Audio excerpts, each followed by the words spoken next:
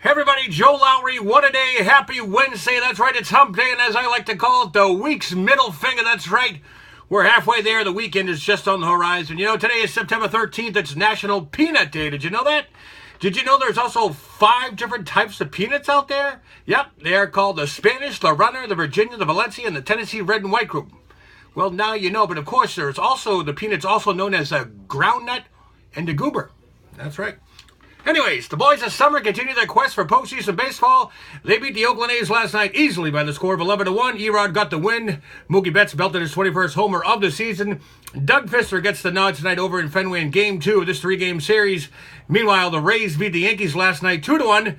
That's helping the Sox extend their AL East lead, moving it back up to 4.5 games. You know, as we all know, not a lot of things went right for the Patriots in their shocking 42-27 defeat to the Kansas City Chiefs, but Tom Brady was uncharacteristically off as he just went 16 for 36 for just 267 yards.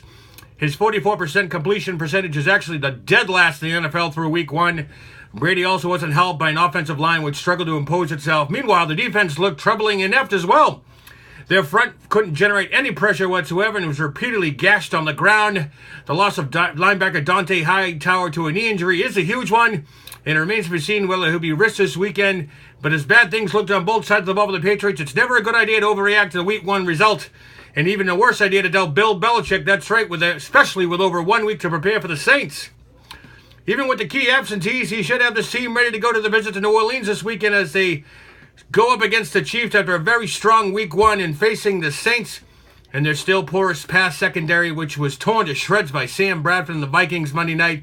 It'll be a great matchup for Brady and the Pats for the offense to get back on track. My prediction, folks, Patriots get their first win of the season, 31-27.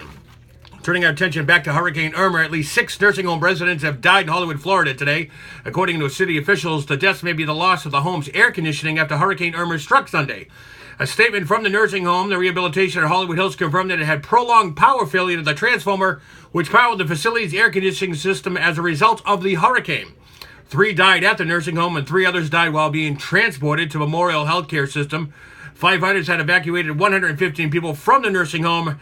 Others were found to be in critical condition, some with trouble breathing. And no doubt that these kind of tragedies may be forthcoming as the effect of Hurricane Irma is still being felt, even though the storm has long passed. Well, file this one is shocking NASCAR news. Danica Patrick will not return to Stewart Haas Racing, leaving her NASCAR future in doubt. Danica took to Facebook yesterday saying that she would not be returning to Stewart Haas Racing. Patrick, who has raced with Stewart Haas her whole career, now joins her teammate Kurt Busch, Matt Kenseth, and Joe Gibbs Racing, as well as other known drivers without rides locked down for the 2018 season. Now, Patrick is in 28th place in standings with this season. It's a very disappointing campaign for her. At the age of 35, it's possible she'll simply decide to call it quits, which she did hint back to in August. She goes on to say, I want to continue racing if I have the opportunity to do well. I have no interest, as I've said for years now, to run 20 to 25th place. That's not fun. No fun being fun in the back. If I don't feel like I can have the opportunity to move on from there, I'll just have a better opportunity somewhere else. Then honestly, I don't care about racing. Just because it's not fun, I just don't drive because I love the thrill of going sideways around the track. Wow, anyway, Danica has been a longtime girlfriend of fellow NASCAR driver Ricky Stenhouse Jr., very popular on Instagram and all her posts. Well, not again. Hurricane Jose is currently sitting out on the Atlantic Wednesday and is expected to make a slow clockwise rotation over the next 36 to 48 hours that could bring it closer to the U.S. and the Bahamas. It is expected to remain a hurricane intensity in the western Atlantic as it takes an odd looping toward the U.S. and Bahamas later this weekend. This is weird. Most computer models indicate that Jose will stay out to sea and complete a tight loop enough to avoid moving onshore. Still, forecasters are very uncertain after its path and what its intensity could be. So you mean to tell me, with today's technology, Jose is still unpredictable? No way, Jose. I don't believe it. Anyways, well, I was going to tell you about how Cleveland tied Oakland A's athletic Major League Baseball's longest win streak at 20, but now I get to tell you that they actually beat it. That's right, they beat the Detroit Tigers today 5-3, thus climbing their in a row streak to 21. You know, this is just a great story out of Cleveland. You know, over their past 20 games, the Indians pitching staff has thrown 7 shutouts. That's unbelievable.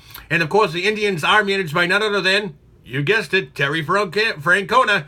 You know, the former Red Sox manager who guided the Red Sox to 2 world championships. Unbelievable. Anyways, Cleveland Indians now at 21 winning streak, 21 games in a row they have now won. Any win after this will just compile to the record. Well, it looks like the Senate wants to bring back the Russian investigation as they've reached out to former FBI Director James Comey for questioning. But the problem is the Justice Department won't let them. That's right. The Justice Department is preventing Senate investigators from interviewing 2 top FBI officials who provide first-hand testimony of the firing of former FBI Director James Comey. The latest sign that Special Counsel Robert Mueller could be investigating the circumstances around the firing. I'm not sure where this is headed, folks, but it seems there's a lot of turf war action going on. It's about to heat up, and at this time, Mueller could or could not be the caveat to this whole investigation, which no doubt includes whether or not President Donald Trump knew something in regards to the tampering with the election from the Russians. So do stay tuned for that. Well, today, Lady Gaga and Netflix have teamed up to air the performer's battle with her chronic illness, fibromyalgia.